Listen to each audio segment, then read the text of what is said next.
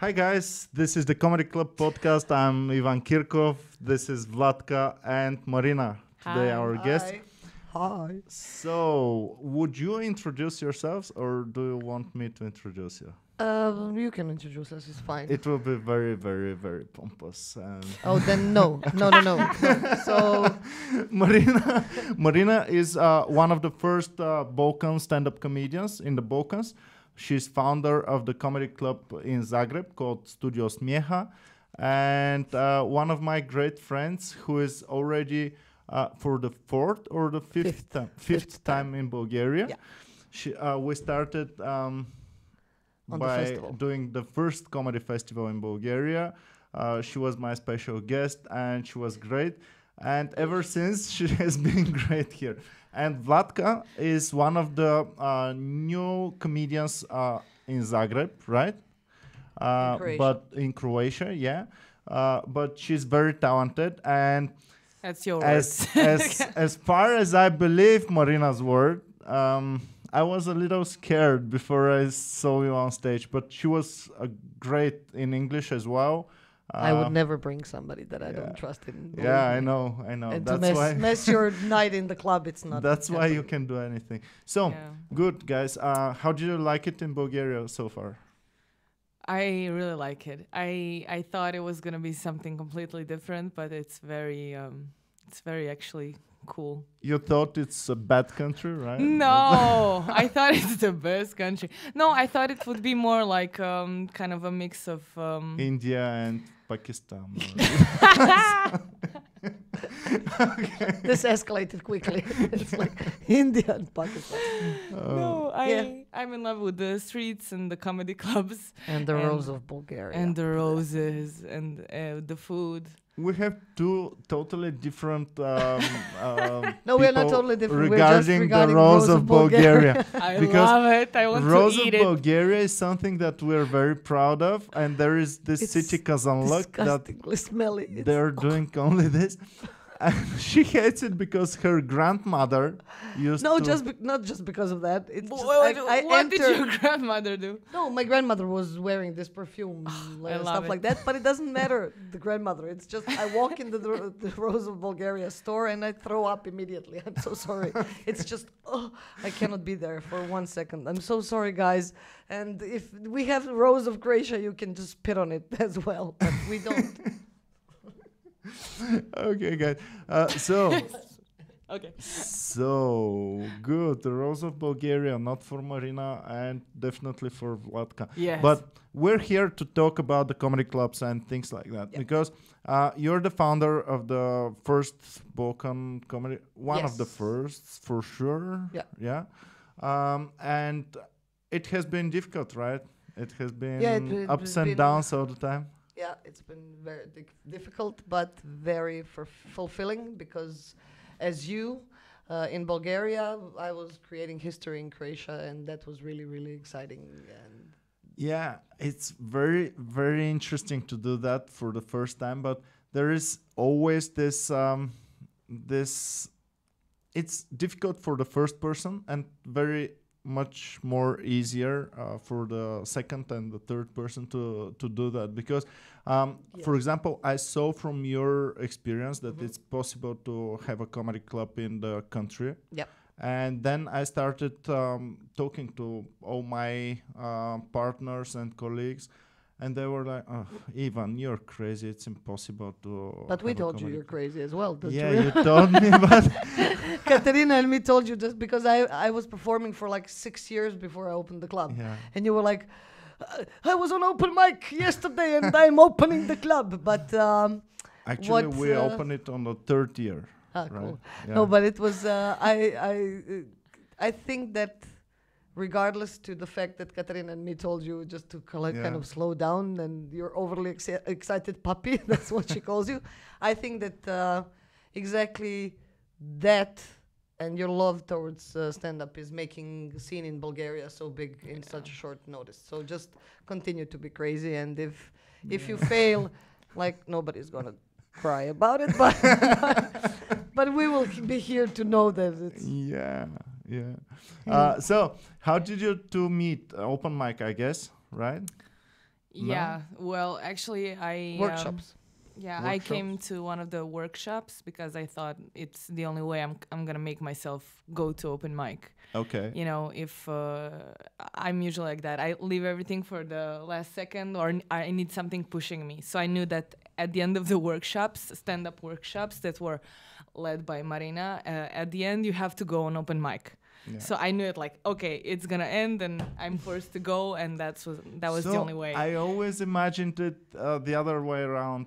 First go to open mic, then discover that it's not as easy as it looks. I know it wasn't as easy as it looks. No, but yeah, exactly. She knew it wasn't easy. A lot of open micers think it's the easiest thing to do. Well, stand-up comedy is the hardest performing discipline in the world. And you can read that in any book. You can anybody will tell you that. And why is that? Because if you're a true stand-up comedian, you are yourself on the stage.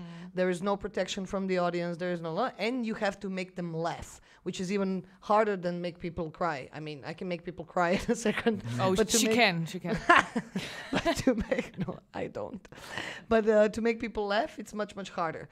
And fear of public speech is on the first, like, death. Fear of death is after death. So it's a public speech and you have to make people laugh and you're talking about yourself and there is no filter and there is no nothing. So that's like, for me, I said the other day in Croatia, it's absurd that stand-up comedy is the hardest performing discipline in the world, but in the same time, it's the only performing discipline in the world that every little tiny fucker thinks that they can actually do that. It's so I hate this. Ironic. It's weird. I get open micers all the time who are performing for the first time on stage, and they're like, "How many minutes?" And I'm like, 5 or 6 minutes if you're good.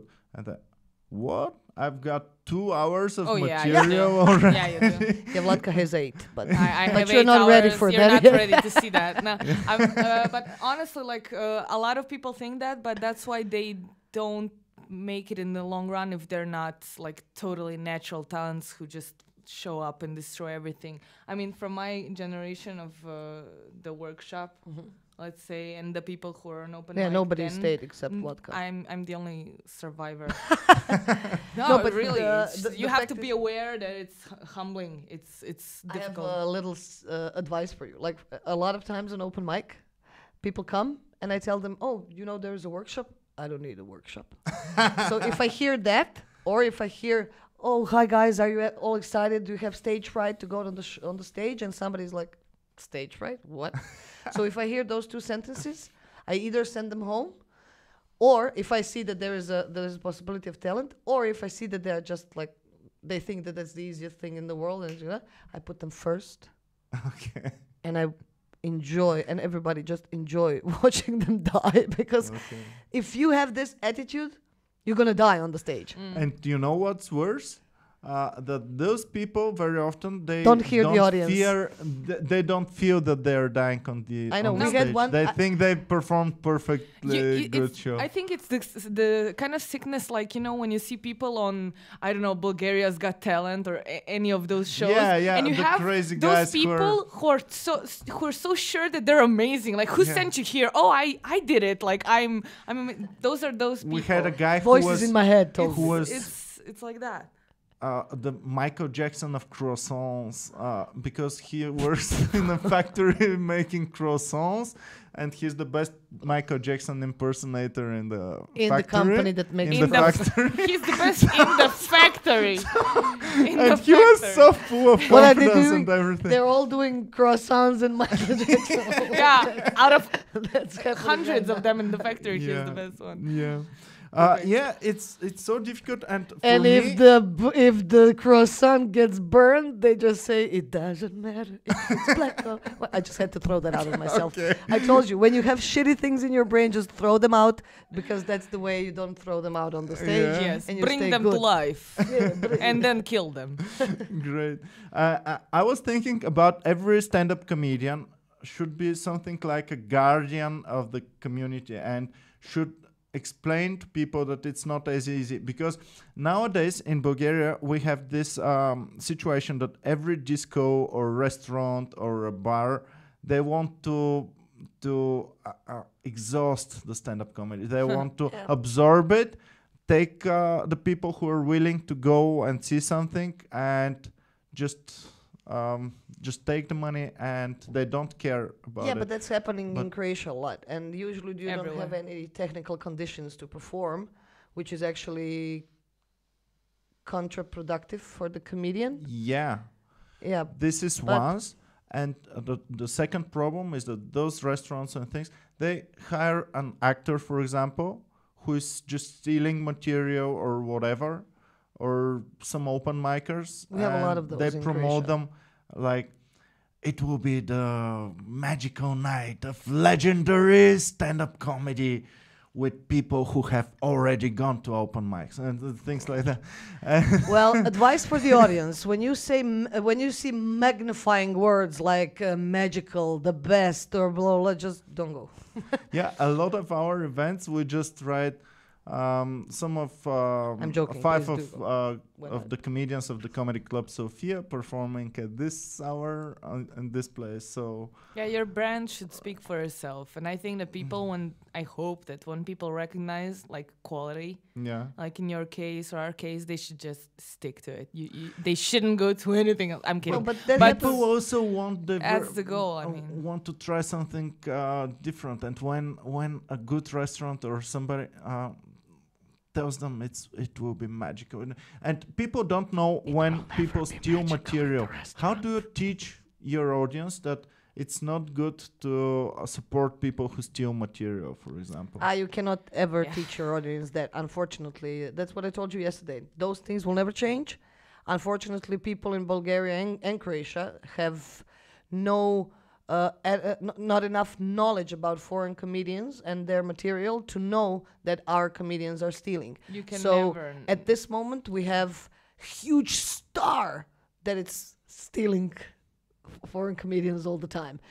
We have a lot of actors that when they realize that stand-up comedy is such a success now, immediately they are stand-up comedians. They never do write their own stuff. It's monocomedy, actually. Yeah. And we also like, why don't you just write monocomedy on it? But do you see yourself as a guardian of the material, for personal material? Because for us, it's very, very difficult. It's the difficult path, you know. We always choose the difficult path, the more difficult path. I encourage our comedians to not steal jokes, to not think, okay, maybe the audience will laugh if I say this and this and this, so I'll do jokes only about this and this and this. I always tell our comedians they should look inside their souls and things, and the comedy should come from in to the outer, and not the other way around. Yes, right? Of course, and they should not steal materials because it's not honest. Like the first rule of stand-up comedy is never be an ego tripper. Like, never. You have to have a big ego to get on the stage, but big ego is covered with the facts. If you're ego tripping and if you put yourself above the audience, they're not going to listen to you. You can have the best jokes ever, they're just not going to listen to you because you cannot go on the stage like this. The second, but the second rule is the honesty. People have to believe what you're saying. Yeah. Not everything has to be true, but people have to believe you, and they will never. You will not be never be able to perform in such honesty if you did not write your material. I've seen both as well. I've seen people who are honest and taking from honest experience, but making it sound like it's not real, you know. For example, I've got this very nice open micer right now, who is talking about people going to this atom explosion, Chernobyl. Okay. People going to Chernobyl, and it sounds so fake, and it's real. He went to Chernobyl exactly with this group of people, so he's talking from personal experience. And I tell him, okay, sometimes real is not sounding real enough, you know. For example, when you take excuses of something, you missed a date or something, and the excuse is real, but it sounds fake. If my tire broke and I tell it to you, then okay, at least think of something real, right? It's just practice and performing and performing and performing. For example, now after 13 years in the scene, and after more than 2,500 performances in my feet, everybody will believe me no matter what I say. Yeah. But he can protect himself by saying a couple of times that it's a true story. And even that can be funny to people. But if he repeats like, this is a true story, and then he comes to the part which is unbelievable, and then they laugh, and he's like, yeah, this is unfortunately a true story. And they will probably laugh on that, and then he can get more laughter when he starts fighting with, no, really, I swear to you, I'm going to bring you proof. Like, it can build up, but they just don't have enough experience. They just don't, it's simply like that. And in Croatia, for example, you have some comedians that are not doing true stand-up, but are good. Yeah. So if that's somebody picks this way until they build enough confidence, self-confidence to be honest on the stage, because we have some comedians that are sitting at home and writing things that will be funny to the audience. Yeah. They're not speaking about going to gynecologist stuff, like the stuff that happened, and you're commenting it as a stand-up comedian, the absurdity of the world around you.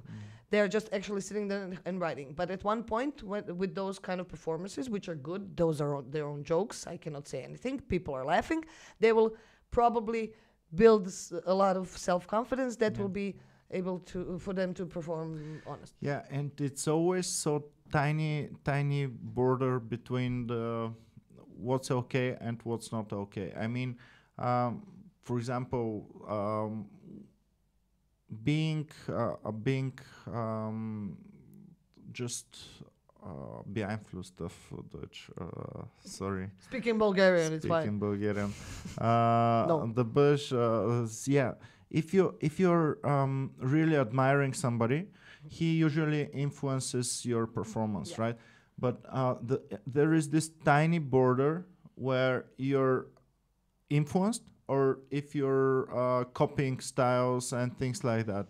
And I'm trying to tell our guys that it's very important to develop their own style.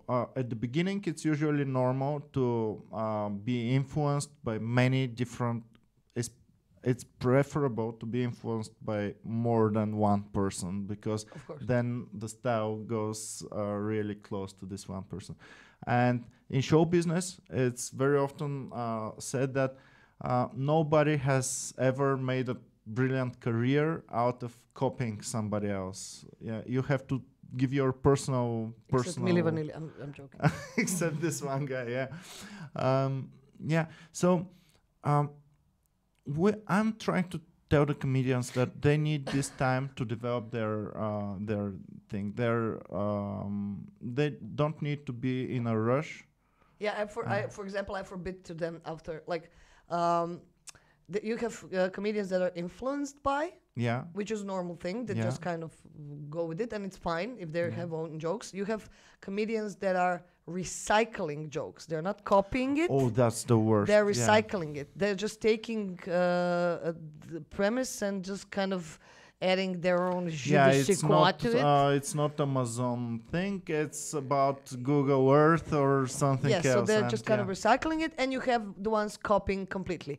What I do usually is like, until you come to open mic and until you come to the workshop, you will, of course, be home and watch a lot of comedians. And as soon as you start going on open mic, before it's at least 6 months of your performance, I do not allow, I cannot stop them, but I suggest that it's much better that they just stop looking at anybody, because at one point it's going to happen, unfortunately. So until they create their own voice, I tell them not to look at anybody. And then when they create it, then can look at anybody they want later, because they found their own voice. But before we leave, because we have to go to Belgrade, I just wanted to say that regarding the the comedy club, and like this is your brand, and believe me, this logo is gonna mean something at one point, because now in Croatia, after 7 years of the comedy club and after 12 or 13 years of scene, there is like a lot of quasi comedian groups and societies, and we talked about it already, and that will never change. What people need to know, and the Bulgarian audience, that this is the quality brand of stand-up comedy in Bulgaria, and at one point they will. Like, for example, now our logo really means something in Croatia. This is going to mean something too. And people, it's not only us, it's you as well. I mean, you have to help us, keep us on track and everything, because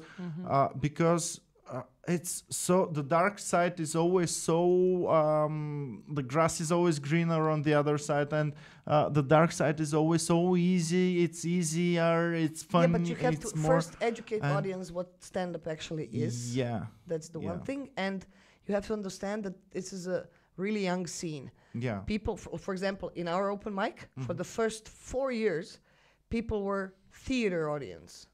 They came, laughed if it's funny, didn't laugh if it's not funny, applauded when somebody got off the stage, no matter what. Actually, there was this one guy when we were talking that they don't hear the audience. There was this one guy that nobody laughed or clapped once. He came off the stage, he went to the backstage, and he looked at me like, "Did you see that?" And I'm like, "Did you see that?" It's like, what are we? Were we in the same audience? But it doesn't matter. So for the first year, the audience was very theater audience. They were really polite and stuff like that because they didn't get the concept yet. Now, if you go on the open mic and you're not good, you die. If you're plagiarizing, they will scream at you. So the audience will get educated soon as the scene is growing. What unfortunately you cannot influence on, and the audience even as well, is the guys who's going to copy other comedians. Yeah, if you see comedians stealing material and doing jokes that are not theirs, please throw some tomatoes. Throw something. If you see something, tomorrow, say something. Throw something. From tomorrow, Ivan is going to hand out tomatoes. Tomatoes, yeah. Everybody gets a free tomato. Actually, when I'm performing, just hand out Bulgarian rose and you just throw that near me and I'm going to run. No, I'm... Does that mean you're plagiarizing? One last thing. Maybe you could, because you have a very, very long experience. Plagiarizing experience. Okay, I'm joking. You can tell our comedians and our fans that it's the difficult part that makes the people really standing out above everybody. I mean, always searching for something better in you, and not just taking the easy way out. For example, if you develop one skill and it's making people laugh, it's not enough. Do something else. Do something more. Find another thing, or you can just make that you're good at really like much better. I mean, you cannot ask from the comedians. Like, we have one comedian that it's only a stand-up comedian. He will never be an MC. He will never be an actor. He will never be a singer. He will never be anything else but stand-up comedian. But he has to bring that to perfection. So you don't need to push them to like develop. Yeah, what I mean is joke structure, for example. You know, when you discover your own joke structure. For example, I'm cheating sometimes on on new material nights. When I'm not prepared enough, my mind starts doing all of my old joke structures with different jokes, you know, and that's some kind of cheating. If you're really devoted to being the best comedian that ever is, you should always try to surprise even yourself, and not do what your best joke, it dies with it. I mean, it dies, and another joke has to be your best joke now, and it has to be another joke. Always compete with yourself. The same remastered. Yeah, but you should never forget that. Like sometimes we have a problem. What's going to happen to comedians? in the beginning. Like, for example, Vlatka has now 20 minutes or 30 minutes or something like that. But when she performs somewhere outside with me, because she has the 10-minute set, I believe that what's going to happen to her soon is going to be, I don't want to say those jokes anymore. But what should not happen is that, because those jokes are the first time for that audience. Yeah. And like now to today, sometimes I tell jokes that I wrote in 2005 and I love them. And you just have to kind of feel like I know those jokes, I know how to handle them, and not to block yourself in those 10 minutes, because after 50 times that she does those 10 minutes will be 15, 20, because when her brain is completely secured about those jokes, it's going to go improvising, it's going to go playing and stuff like that. And that's kind of... And that's kind of already happening. I mean, but it happens like a little switch. You just get out of your comfort zone, and some of the jokes you thought you would never upgrade because they're perfect and they work like this. No, it can always be over better. And over. It can always be better. So Louis C.K. does everything to improve his jokes and things like that. And what you said, I think it's very important. Like when you get the laughs, that's it. You're a comedian. It never stops, and you shouldn't do it for the wrong causes, we for have money or something. Couple of like money is the so wrong cause to if perform. you're doing this just to be famous, you can just make a porn video. I don't know. There are easier ways. There's and if you should never think you're the best or good enough or done. Like, for example, we have one comedian that he's great now, but he did not grow for the past 8 years. Because at one point he told himself, oh my God, I'm kicking ass. And he stopped growing. He just stopped growing. It's just, you have to open up, not to be scared on the stage and like, oh my God, I'm doing it. But just kind of like, okay, it always can be better. I mean, we're learning until we die. So like, that's the one thing. And the other thing is, there is what especially guys need to know in this is, no, believe me, there is, I mean, all of the comedians, but especially guys, because it's easiest for you to slip into that I'll explain myself. It's a great power to make people laugh. With a great power comes a great responsibility. So I think that the responsibility of stand-up comedians, because if you think about it, like a stand-up comedians pushed away Bush from the presidency. I mean, not literally, but they were making fun of it so much that they just influenced people. So what you're saying on the stage, through the laughter, it goes into people's brains much easier than the teacher or somebody else who is talking maybe a little bit boring or whatever. So you have a great responsibility towards the audience and towards the world. So you should not use some things just to get a cheap laughter. And for example, for you guys, you can really slip into misogynist, like being hateful towards women, just to get laughs, just to get cheap laugh, you know. So just kind of think about that every time you're writing material. Think about somebody is listening there, and somebody will maybe say, "Oh, he said it's okay." And you have to say things that you really believe in. I mean, don't lie. The best comedians, they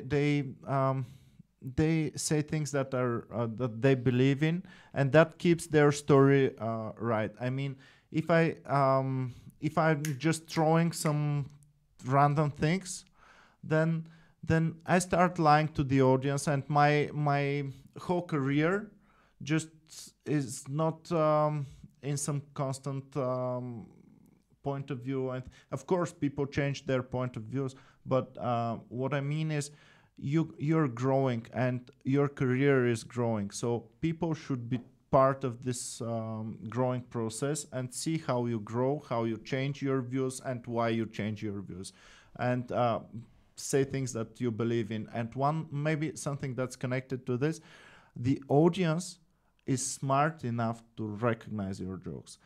The audience is smart enough. If the audience doesn't laugh, it's your responsibility. Yeah, and it's not never. the I mean, we audience. joke sometimes like, "Oh my God, look at the audience." It's never the audience. fault. Yeah. Ever. They are just Yeah. translating your And energy, your transforming joke, your and energy. your joke is not the most brilliant joke that Nobody gets. understands. Yeah. Well, They sometimes understand. I have to. Sometimes there is audience that sometimes does not understand And some jokes, but if it's not no possible. audience But it's not understands possible that your- like 7 jokes in a row and like audience is the put. Sometimes Yeah. some jokes really fly over their head. Sometimes really they do. Yeah. But it's not the But whole it's set. not. It's not Especially the whole it set. happens to you all the time. It doesn't Yeah. happen It soon. means that Yeah, it doesn't happen very often. yeah. And so and again, I believe it's your fault because you didn't present the joke in a way that they Exactly. could understand. And never explain jokes. The audience well, is smart if you're enough. Colin, then maybe you sometimes That's even- different. He's yeah, so I know. good that he's not really. But he's a different category. Like for he's- example, our Tihomer, we just like when we talk about stand-up comedy and comedians, yeah. we always say like, okay, he's a different one, and then we just continue talking about because that's like Andy Kaufman approach to the comedy. Yeah. And since I really have to go, I have Okay. a message for young comedians in Bulgaria. The same as Croatian comedians and Serbian comedians, you can be really, really, really extremely happy that you have Comedy BG and you have Ivan. Oh, Because if you would be in the, no, but really, because if you would be in the United States, you would be a little tiny fish in the sea and you probably would not ever perform. Or if you would be on open mic for like 20 or 30 years. Believe me, I met a lot of people like that. So here you have everything on the palm of your hand. You can perform, you can get workshops, you can get open mic and stuff like that. So, bam, I'm done. Mic drop. I'm out. Ending with a threat. Thank you guys. Okay, Just thanks say for something for the end. being here. Yeah, Thank you Vlatka. guys. Thank you guys. I love the Bulgarian rose. You can always Advice to the send me open some micers, to the people who have not dared to And she come gave to great- open gives mic. great advice, so yeah, she can do it. Yeah, this is pressure now. I don't give up. If you bomb, you bombed this one time. You can always turn it around the next time. One bad show does not mean you suck. It just Okay. means try harder. Thank you very much. Thanks, Marina, and bye, guys. See you in the club.